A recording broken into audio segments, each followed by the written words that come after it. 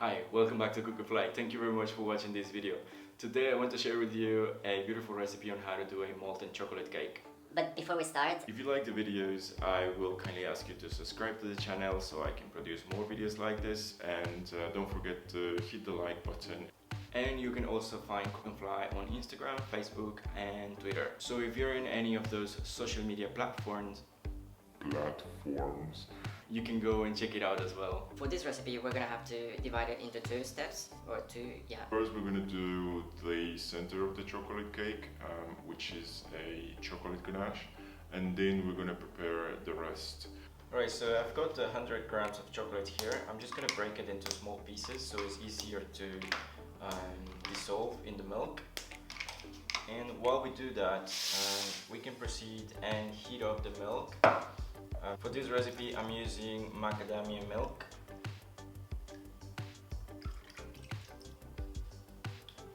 So now I'm just going to heat it up, and in the meantime I can break down the chocolate.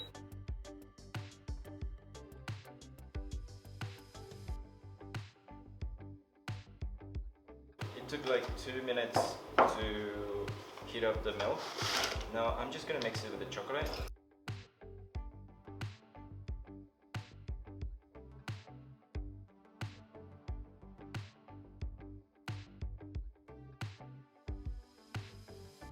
Make sure all the chocolate is melted. We don't want any big chunks in our ganache.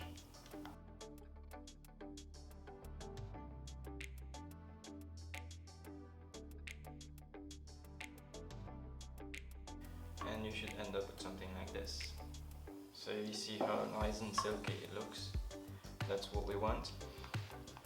Alright, now I'm gonna use this ice maker to freeze the ganache.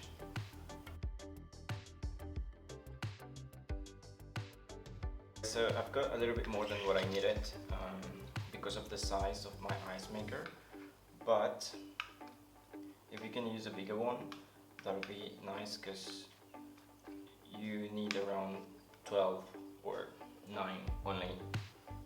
Alright, now I'm gonna bring these guys to the freezer for a few hours until they are really hard and firm. I forgot to mention I'm using an 80% cocoa chocolate, which is this one, but you can use maybe 70 or 60%, depends on how strong you like it. Alright, so it's been like a very long time, and the chocolate ganache is ready, and now we're gonna start doing the actual cake. Alright, so this is what we're gonna do. We're gonna put in the food processor 1 cup of oat flour, and then we're gonna use as well 1 big spoon of nutritional yeast, half spoon of brown sugar, and I will be using as well half a cup of fresh sour cream. I made this sour cream this morning,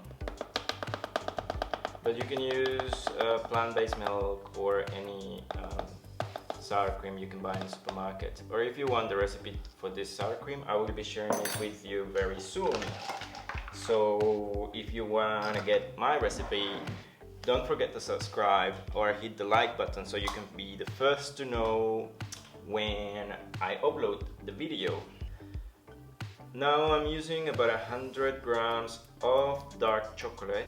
I'm gonna add about 1 spoon of cocoa powder. There we go. So this is gonna be really nice and intense. And then final ingredient, I like to add a little bit of this egg replacement. You can see there.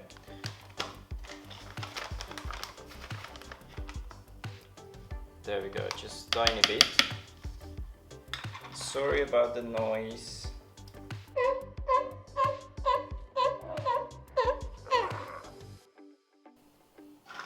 Sorry guys, I forgot to add the oil.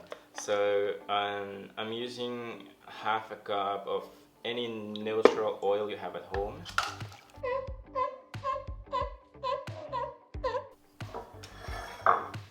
So this is what we're looking for. So you see it's really shiny and smooth.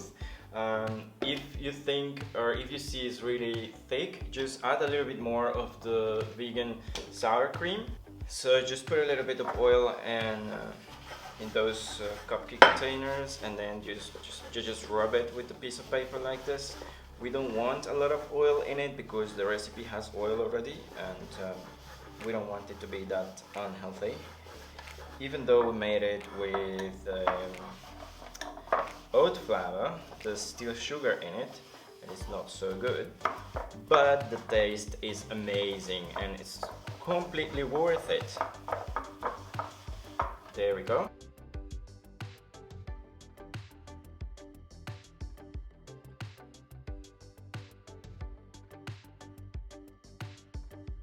With the ganache, all we're gonna do is remove it from the ice maker, and we're gonna put it inside our cake. Alright? Just try to cover it all.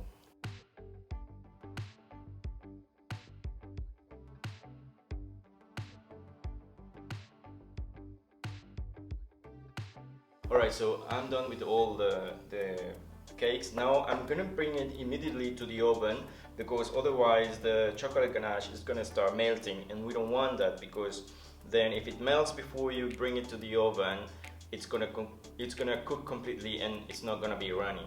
So we bring it to the oven for around 10 to 12 minutes at 180 degrees Celsius or 350 Fahrenheit. These beautiful guys are done. Look at this. Almost burned my face. So I'm just gonna let it chill for a little bit before we can remove it from the molds, and then we're gonna enjoy it. Okay, now look at this beauty. Oh, so fragile and moist. I can't wait to eat it, to be honest. But one last step I like to do is sprinkle some cocoa on top of it. Now look at this. Oh, how nice is that? I hope you can enjoy it at home because I can't wait.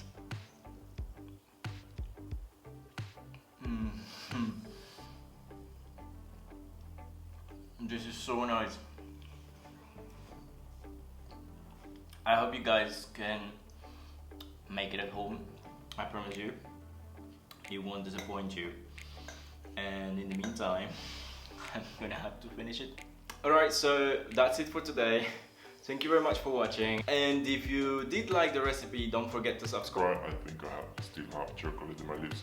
Or hit the like button and let me know what you think in the comments. And remember, if you want to find nutritional yeast online, I left the link down below for you as well. And I think that's it. Thank you very much for watching again, and I'll see you in the next episode.